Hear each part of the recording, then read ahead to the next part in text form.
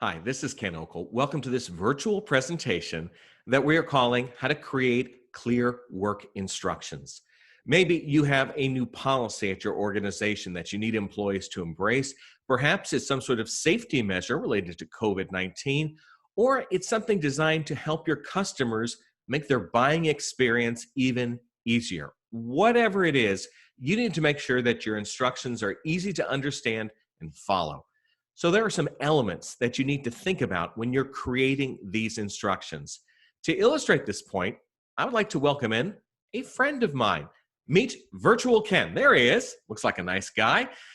In just a moment, Virtual Ken will be helping us with an exercise. He will be holding up a certain amount of fingers, and we need you to tell us how many fingers he is holding up. You're not going to be able to tell, though, how many fingers he's holding because we're going to ask you to close your eyes. Now, of course, if you are operating heavy machinery or driving a car, don't try this. But if you're safe, we want you to close your eyes, and then Virtual Ken is going to hold up a certain amount of fingers. He's doing it right now. Oh my gosh, this is magnificent. Okay, how many fingers is he holding? Open up your eyes. Did you guess correctly? We realize that you may have had a hard time guessing how many fingers he was holding simply because you couldn't see it. You were missing a key piece of information. Huh. That can be the same when your instructions are not clear. Because when your instructions are not clear, people have to guess at what you mean. There's a good chance that they will guess incorrectly, or they'll slightly adjust the instructions, maybe add in some sort of shortcut, which may not help the process. So that is why I think it's so important to make sure that your instructions are well thought out and clear. If you just toss them out really quickly, they're going to guess, and they may guess wrong, and that can really sabotage your process. Ideally, good instructions will save you time. They're going to make sure that processes are done right. And this is perhaps one of the most important things. They can shorten the sales cycle. Have you ever gone into a restaurant that maybe serves a sub sandwich? So you walk up to a counter and you have to give instructions at a certain time. Usually there is a sequence or a process that you need to follow. If you can understand that process, you're able to place your order that much more effectively, and the sandwich can be made faster. If you're not sure about the process, you may actually slow things down for everyone. Ultimately, that could create a line. It could make you feel a little embarrassed. And perhaps some customers may come in, see a long line, and say, I am not going to wait here. Instead, I'm going to go elsewhere for my sub sandwich. So good instructions are really important.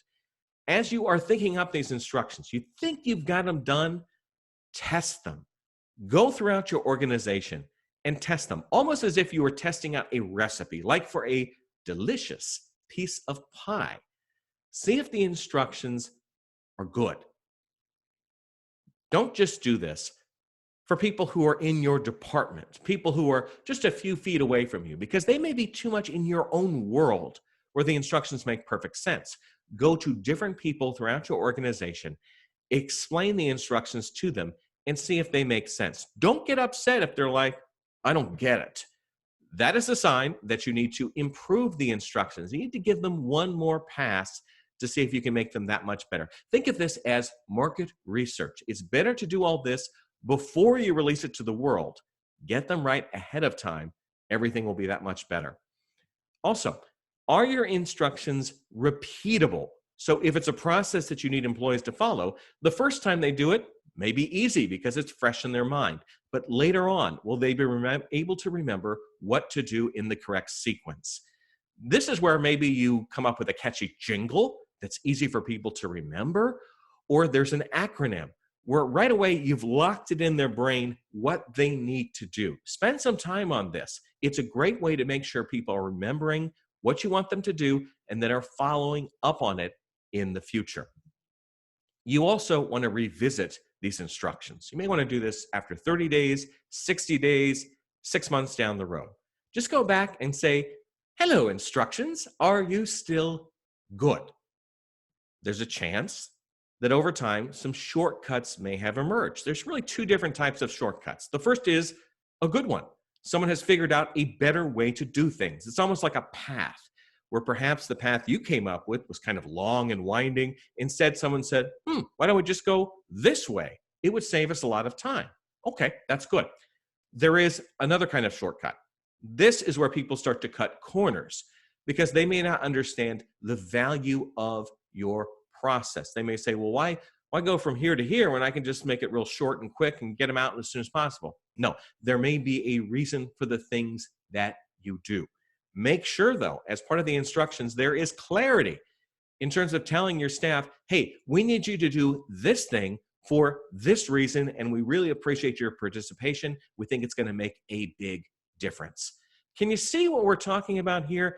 The instructions, what to do is one thing, but presenting them in a way that can make it easy for people to follow and remember, that is very important. And for a lot of organizations, they skip over that process and bad things happen. Hope you've enjoyed this virtual presentation all about improving your instructions. If you'd like to find out more about me or ask a question for a future episode, way to learn more about me, go to my website. It's my name, kenokel.com. Funny how that worked out. You may also want to send me an email. That email can be sent to tvguy@kenokel.com. A lot of people ask me about that email address. For many years, I worked in broadcast news. And when you go out in public to like a restaurant or grocery shopping, people would sometimes recognize you. They'd want to say hi, but they wouldn't remember your name. So they would just say, hey, TV guy, how you doing? Hence the email. And of course, I welcome you to connect with me on LinkedIn. I think it's great if we can grow our professional networks. I hope you've enjoyed this virtual presentation all about improving your instructions. I'm Ken Okel. Take care.